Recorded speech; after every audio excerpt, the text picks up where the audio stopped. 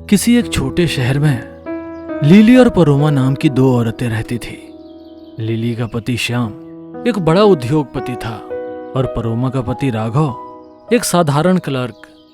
Lily परोमा बचपन से ही अच्छे दोस्त थे और शादी के बाद भी दोनों की दोस्ती में कोई दरार नहीं पड़ा।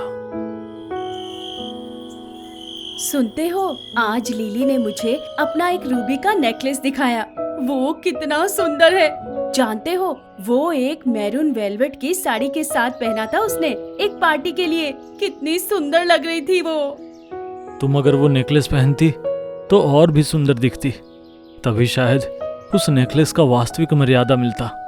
लेकिन तुम इतनी बदनसीब हो, कितना सुंदर रूप लेकर तुम्हें एक गरीब परिवार में जन्म मिला और शादी भी हुआ वैसे ही एक घर में। ए जी, सभी अपनी अपनी किस्मत लेकर जन्म लेते हैं। मैं तो अपना भाग्य बदल नहीं सकती, इसलिए उसे लेकर चिंता करने से क्या होगा। तुम्हारी भी इच्छा होती होगी ना, तुम्हारी दोस्त की तरह हर रोज किसी न किसी पार्टी में जाने की। अरे बहुत इच्छा होती है।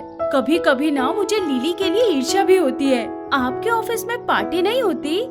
वो सब साहब लोगों के लिए है, हम जैसे क्लर्क को पार्टी में नहीं बुलाते। कभी कभी श्याम से काफी ईर्ष्या होती है, बाप के कमाए पैसे से गुलछर्रे उड़ा रहा है।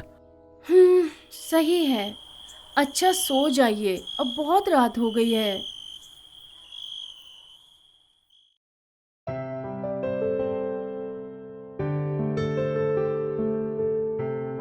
क्या खूब लग रही हो लिली, कल की पार्टी में तुम इसे पहनना, तुम बहुत सुंदर दिखोगी। श्याम, फिर से एक पार्टी?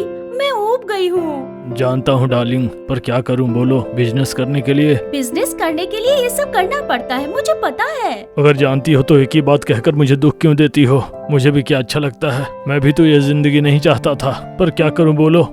पिताजी का तो मेरे अलावा कोई नहीं है, वो ये बिजनेस किसके हवाले करके जाएंगे बोलो। सॉरी श्याम, प्लीज अब बुरा मत मानना।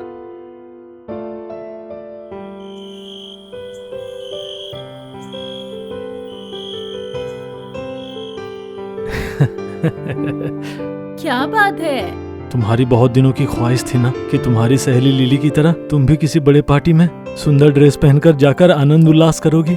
मेरा भी मन करता है तुम्हें सुंदर पोशाक पहनाकर ऐसे ही किसी पार्टी में ले जाऊं, सभी तुम्हारी ही रूप सौंदर्य को देखकर मुग्ध हो जाएं। इस बार हम दोनों की आशा पूर्ण होने वाली है। हमारे मालिक उनके 25वें वर्षगांठ पर हमें आमंत्रित किए हैं। सच? हाँ, सच सच सच, 3 सच। लेकिन पार्टी में पहनकर जाने के लिए मेरे पास ऐसा कोई ड्रेस ही नहीं है। मैं कैसे जाऊंगी?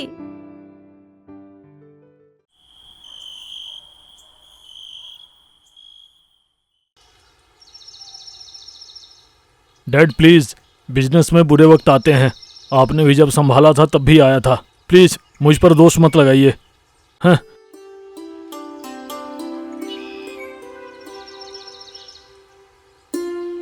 फिर से झगड़ा किया? अरे मैडम जी, गुस्सा उतरी आपकी या नहीं? बिजनेस की हालत खराब है ना? छोड़ो ना। बिजनेस में हुए कर्ज को मिटाने की कोशिश कीजिए। ये क्या है? खोलकर देखिए।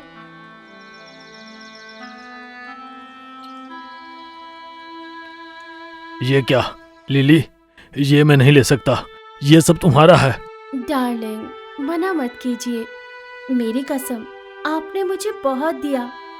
आज मान लीजिए मैंने आपको कुछ दिया।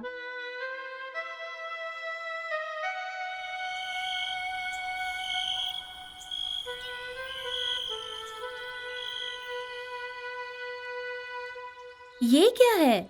खोलकर देखो।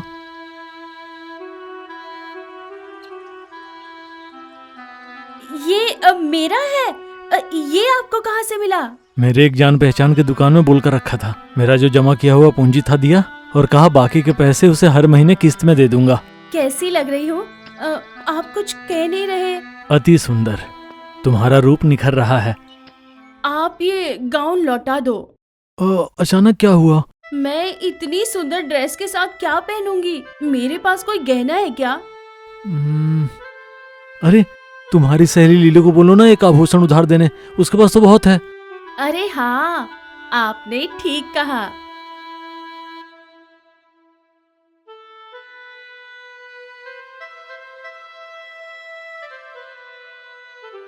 बहन तुम्हें जो अच्छा लगे इनमें से ले लो। मुझे तो सब अच्छा लग रहा है। कौन सा लूं? गाउन गहरा लाल है ना, तू इसे पहन, उसके साथ ये खूब जचेगा। ये मैं लूं? हाँ जरूर लो। मैं कैसे तेरा शुक्रिया अदा करूं, समझ में नहीं आता। मैं तुझे परसों ये हार लौटा दूंगी। थैंक्स रे।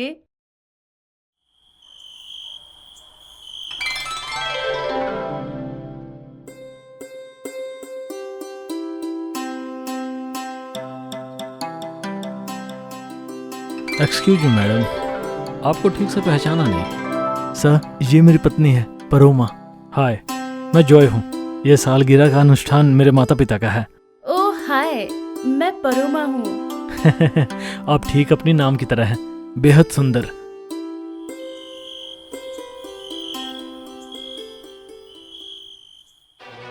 ये क्या?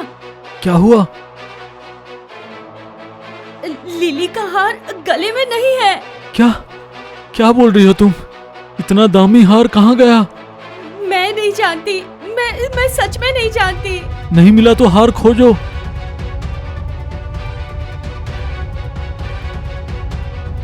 तुम लिली को फोन करके 2 दिन का समय मांगो, मैं देखता हूँ क्या किया जा सकता है।